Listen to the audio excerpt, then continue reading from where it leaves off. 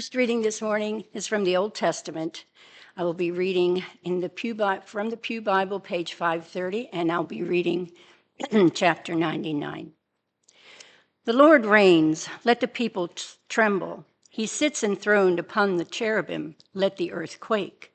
The Lord is great in Zion, he is exalted over all the peoples. Let them praise thy great and terrible name, holy is he.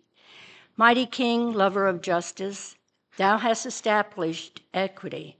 Thou hast executed justice and righteousness in Jacob. Extol the Lord our God. Worship at his footstool. Holy is he. Moses and Aaron were among his priests. Samuel also was among those who called on his name. They cried to the Lord, and he answered them. He spoke to them in the pillar of cloud. They kept his testimonies and the statutes that he gave them. O Lord our God, thou didst answer them. Thou wast a forgiving God to them, but an avenger of their wrongdoings. Extol the Lord our God and worship at his holy mountain, for the Lord our God is holy. Our New Testament lesson will be read this morning from Luke chapter 9, verses 28 to 36, and this is on page 64 in the New Testament. Now about 8 days after these sayings, he took with him Peter and John and James and went up on the mountain to pray. And as he was praying, the appearance of the countenance was altered, and his raiment became dazzling white. And behold, 2 men talked with him, Moses and Elijah, who appeared in glory and spoke of his departure, which he was to accomplish at Jerusalem. Now Peter and those who were with him were heavy with sleep, and when they wakened, they saw his glory and the 2 men who stood with him. And as the men were parting from him, Peter said to Jesus, Master, it is well that we are here. Let us make 3 booths, one for you, and one for Moses, and one for Elijah, not knowing what he said. As he said this, a cloud came and overshadowed them, and they were afraid as they entered the cloud. And a voice came out of the cloud saying, This is my son, my chosen. Listen to him. And when the voice had spoken, Jesus was found alone.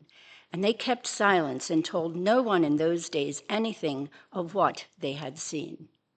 This ends the reading for the morning. A politician, 3 doctors, and 3 engineers decided to climb Mount Everest.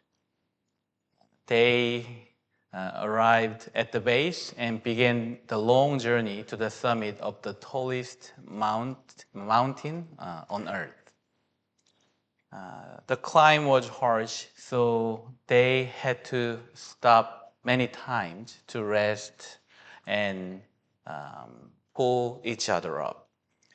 Halfway up to the mountain, the rope they were using started to break. The doctors suggested that they all hang on and wait for help, but no one believed that help would arrive in time. Then the engineers, using their quick physics skills, proposed, one of us needs to jump or we all risk dying.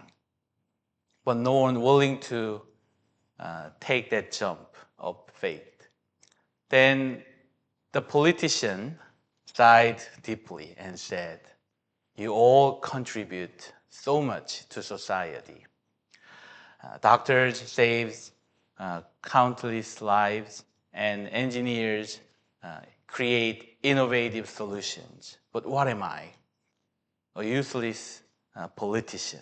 What do I do for society? Nothing. I just give speeches and that's it. And he gave a very heartfelt sigh again. And the others were so moved that they all began clapping for the politician.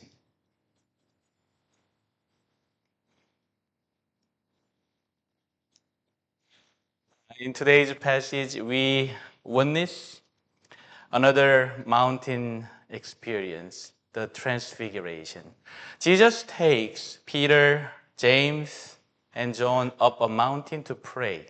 As they watch, Jesus' appearance changes. His face shines like the sun, and his clothes become dazzling white. Then Moses and Elijah appear, talking with Jesus about his coming departure. Peter, overwhelmed, suggests building 3 shelters for them. But before he can finish, a cloud overshadows them, and they hear a voice of God from heaven.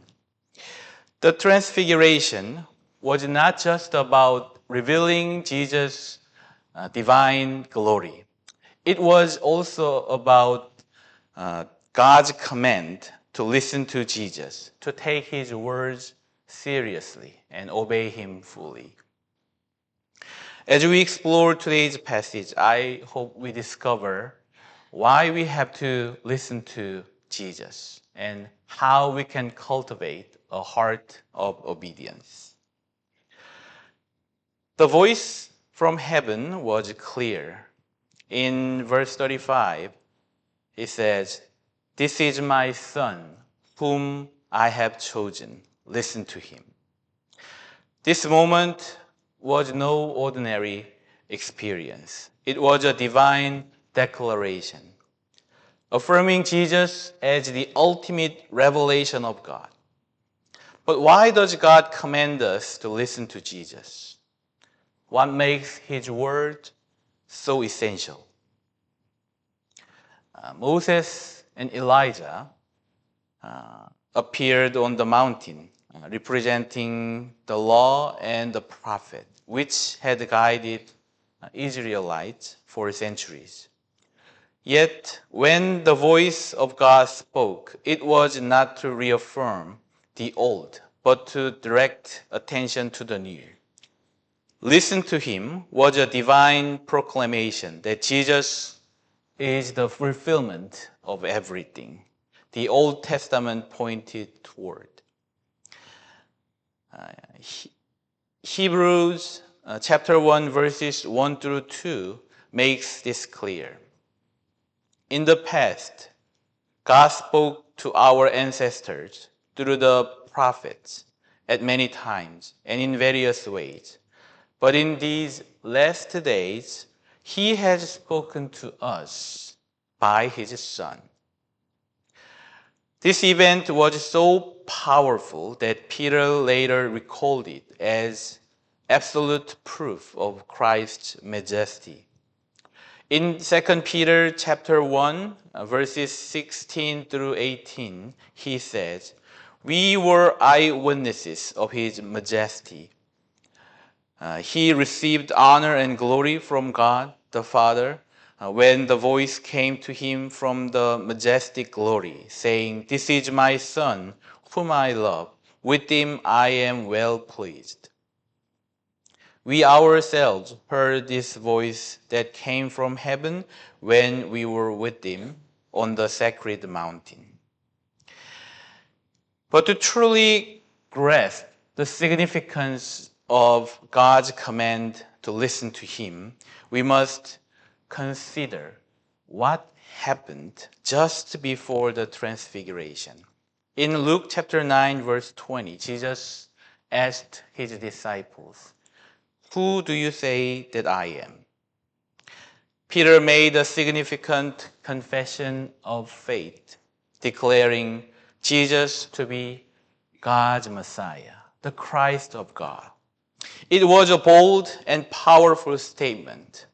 Yet, right after this, when Jesus began to teach that he must suffer, be rejected, and be killed, Peter rebuked him, saying, "Never, Lord, this shall never happen to you." In response, Jesus harshly rebuked Peter, saying, "Get behind me, Satan. You are a stumbling block to me. You do not have in mind the concerns of God, but merely human concerns." Peter had recognized Jesus as the Messiah, but he still clung to his own expectations of what the Messiah should be: a victorious, conquering king or military hero, not a suffering servant. This inner conflict likely weighed heavily on him as he climbed the mountain with Jesus in today's passage. Standing on the mountain, perhaps Peter's heart was filled with doubt. He may have asked himself, was Jesus truly the Messiah? Had I misunderstood him? Should I continue to follow him? In that moment of confusion, God Himself spoke from heaven. This is my Son, whom I have chosen. Listen to him. This was more than just a declaration. It was an answer to Peter's doubts, a reassurance that Jesus truly was the Messiah, and that his words, even the difficult ones about suffering and sacrifice, were true and trustworthy. This was a significant moment for Peter. Though he still had much to learn, this divine command helped anchor his faith in Jesus, even when he didn't fully understand God's plan. The command to listen to Jesus is not a suggestion. It is a divine imperative. The law and the prophet were only partial expressions of God's will. But Jesus is the complete revelation. If we want to know God, we must listen to Jesus. Listening to Jesus is not optional. It is a matter of life and death. His words are the very foundation of truth, the key to eternal life, and the only way to true peace. Jesus Himself declared, I am the way and the truth and the life. No one comes to the Father except through me. Let everyone who is thirsty come to me and drink. Come to me, all you who are weary and burdened, and I will give you rest. Jesus is everything. To ignore His voice is to reject life itself. To follow His voice is to step into the fullness of God's presence. Listening to Jesus is not just about hearing His words. It is about putting them into action. True obedience begins with knowing His voice. And the best way to do that is by spending time in God's Word daily. The Bible is how Jesus speaks to us, shaping our thoughts, attitudes, and decisions. If we are not actively reading and meditating on Scripture, we will struggle to recognize when God is speaking to us. A close friend's voice is easily recognizable due to our time together. Similarly, the more we engage with God's Word, the more clearly we can hear and understand His guidance in our lives. Another important step is creating space for silence and prayer.